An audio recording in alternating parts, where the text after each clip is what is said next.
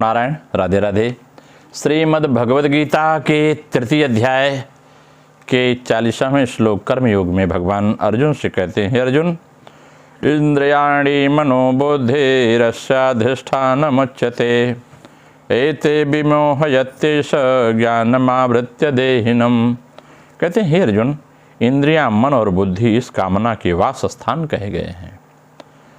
यह कामना इन इंद्रियां, मन, बुद्धि के द्वारा ज्ञान को ढककर देहाभिमानी मनुष्य को मोहित कर देती है। इंद्रियाणि मनोबुद्धि रस्याधिष्ठानमुच्यते। कहते हैं काम 5 स्थानों पर दिखाई देता है, पदार्थों में, इंद्रियों में, मन में, बुद्धि में, माने हुए अहम माने मैं में, कर्तापन में। इन 5 स्थानों में दिखने पर भी काम वास्तव में माने हुए अहम माने चिज्जड़ ग्रंथि में ही रहता है, परंतु 5 स्थानों में दिखाई देने के कारण ही वे इस काम के वास स्थान कहे गए हैं। समस्त क्रियाएं शरीर, इंद्रिय, मन और बुद्धि से ही होती हैं। ये चारों कर्म करने के साधन हैं, मन, बुद्धि, इंद्रिय, शरीर। यदि इनमें काम रहता है तो वह परमार्थिक कर्म नहीं होने देता। इसलिए कर्मयोगी निष्काम, निर्मम और अनासक्त होकर शरीर, इंद्रिय, मन, बुद्धि के द्वारा अंतःकरण की शुद्धि के लिए कर्म करते हैं। वास्तव में यह काम जो अहम है, जड़ चेतन के तादात्म्य में ही रहता है। अर्थात मैंपन केवल माना हुआ है। मैं अमुक वर्ण, आश्रम, संप्रदाय वाला हूँ, यह केवल मान्यता है। मान्यता के सिवाय इसका कोई दूसरा प्रमाण नहीं है। इस माने हुए संबंध में ही कामना रहती है। कामना से ही पाप होते, इसलिए कभी नहीं सोच मैं इस संप्रदाय का हूँ, इस धर्म का हूँ। सर्वधर्मान परित्यज्य मामेकम शरणं भज। जहाँ भी हैं वहाँ से मेरी ओर चलिए, भगवान का संदेश है। तो आप जहाँ से भी, जिस पंथ धर्म में आप हैं, वहाँ से भगवत प्राप्ति की बात करिए। पंथ धर्म केवल एक प्रोटोकॉल है आपका।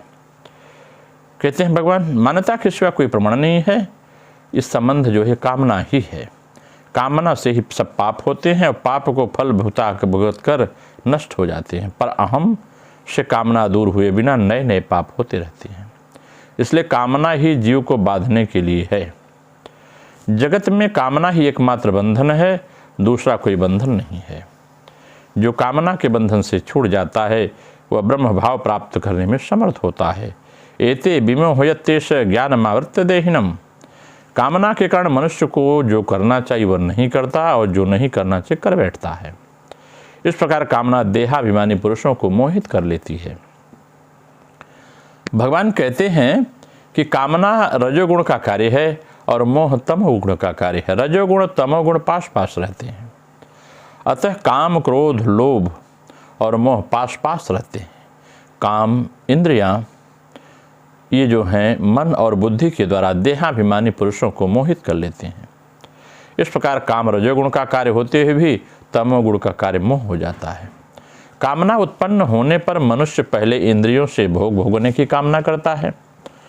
पहले तो भोग पदार्थ मिलते ही नहीं और मिल भी जाएं तो टिकते नहीं। इसलिए उन्हें किसी तरह प्राप्त करने के लिए मन में तरह तरह की कामनाएं करता है व्यक्ति, और बुद्धि में उसे प्राप्त करने के लिए तरह तरह के उपाय सोचता है। इस प्रकार कामना पहले इंद्रियों को संयोगजन सुख के प्रलोभन में लगाती हैं, फिर इंद्रियां मन को अपनी ओर खींचती हैं और उसके बाद इंद्रियां और मन मिलकर बुद्धि को अपनी ओर खींच लेते हैं। इस तरह काम देहाभिमानी के ज्ञान को ढककर इंद्रिय, मन, बुद्धि द्वारा उसे मोहित कर देता है तथा उसे पतन के गड्ढे में डाल देता है। यह सिद्धांत है कि नौकर अच्छा है पर मालिक तिरस्कार पर उसे निकाल दे तो फिर उसे अच्छा नौकर नहीं मिलेगा, और यदि मालिक अच्छा है पर नौकर उसका तिरस्कार कर दे तो उसे अच्छा मालिक नहीं मिलेगा। इसी प्रकार मनुष्य परमात्मा प्राप्ति के बिना शरीर को सांसारिक भोग और संग्रह में ही खो देता है। फिर उसे मनुष्य शरीर नहीं मिलेगा। अच्छी वस्तु का तिरस्कार होता है। अंतःकरण अशुद्ध होने से अंतःकरण शुद्ध होता है कामना से। इसलिए सबसे पहले कामना का व्यक्ति को नाश करना चाहिए। कामना का नाश होने पर कहते हैं यह काम देहाभिमानी पुरुषों को मोहित कर लेता है। शरीर को मैं और मेरा मानने वाला देहाभिमानी होता है। देह और देही दोनों अलग हैं, यह सबका अनुभव है। देह माने शरीर और देही माने इसके स्थिर अवस्थित आत्मा। यह काम ज्ञान को ढककर देहाभिमानी देह से अपना संबंध मानने वाले को बांधता है। देही माने जो शुद्ध स्वरूप आत्मा है को नहीं बांध पाता। जो देह के साथ अपना संबंध नहीं मानते उसे यह बांध नहीं सकता। देह को मैं मेरा मेरे लिए मानते हुए मनुष्य उत्पत्ति विनाशशील जड़ वस्तुओं को महत्व देता है, जिससे उसमें जड़ता का राग उत्पन्न होता है। राग उत्पन्न होने पर जड़ता से संबंध हो जाता है और जड़ता से संबंध होने पर ही कामना की उत्पत्ति होती है और कामना उत्पन्न होने पर जीव मोहित होकर संसार बंधन में बंध जाता है। अगर इसकी हम क्रिया योग में व्याख्या करें, आध्यात्मिक व्याख्या करते हैं, तो यह बात और स्पष्ट हो जाती है बड़े साफ शब्दों में कि आत्मा में अवस्थित व्यक्ति के संकल्प का उदय नहीं होता, संकल्प विकल्प नहीं रहते, परंतु पक्के सिद्ध साधक के सिवा इस अवस्था में कोई सदा नहीं रह सकता, क्योंकि संकल्प विकल्प से रहित होकर मन में कुछ स्थिर होने पर भी अनादि वासना बीज के प्रभाव से पुनः मन स्थानच्युत होकर संकल्पाद में प्रवृत्त हो जाते हैं। यही साधारण नियम है। कहते हैं जिसका मन या बुद्धि पंचतत्व के क्षेत्र को छोड़कर आज्ञा चक्र में या उसके ऊपर जाकर अवस्थित हो जाती है, काम तब उसके पास नहीं फटकता। इसलिए व्यक्ति को चाहिए कि आज्ञा चक्र में अपनी अवस्थिति दर्ज करा ले या उसके ऊपर, फिर मन बुद्धि वहाँ पहुँच नहीं पाती है।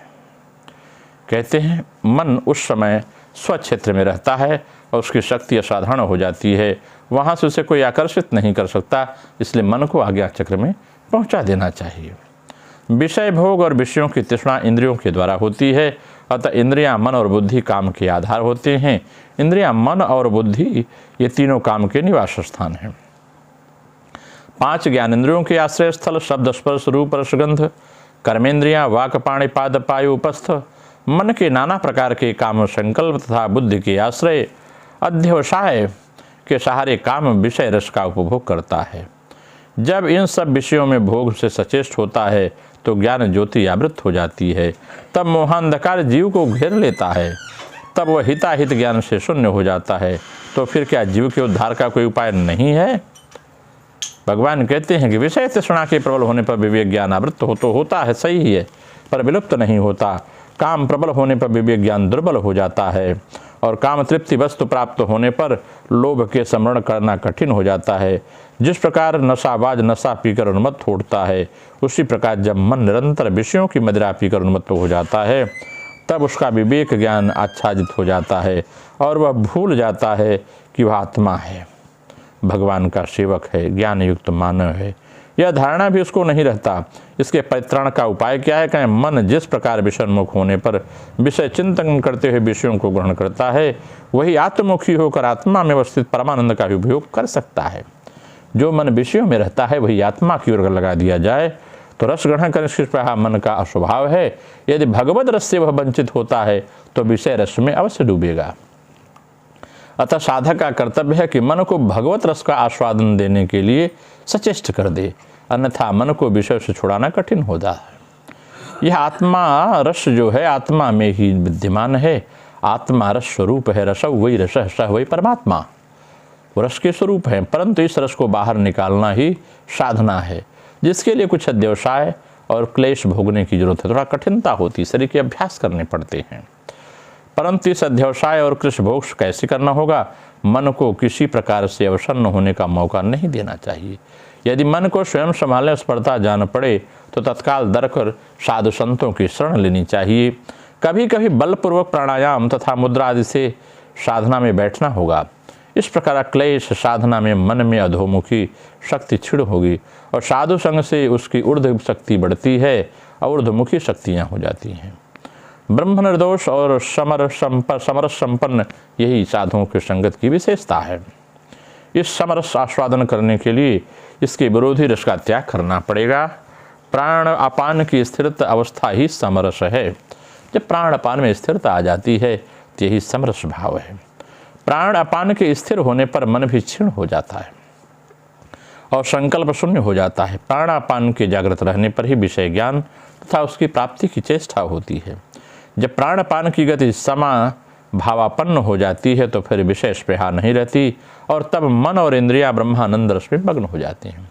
इससे प्राणपान का जो है सम कर लेना, पता न चले सांस आ रही है सांस जा रही। इस समत्व में दोनों स्थिति में हमें ये अनुभव न हो कि हम प्राण सांस ले रहे हैं सांस छोड़ रहे हैं। यह अवस्था जब होती है तो व्यक्ति ब्रह्मानंद में मग्न हो जाता है और वह मन जो है आत्मा में या आत्मा के ऊपर जो आज्ञा चक्र है उसमें या उसके ऊपर अवस्थित हो जाता है। यह ब्रह्मानंद मग्न की अवस्था है। आगे की चर्चा फिर करेंगे। नमो नारायण। राधे राधे।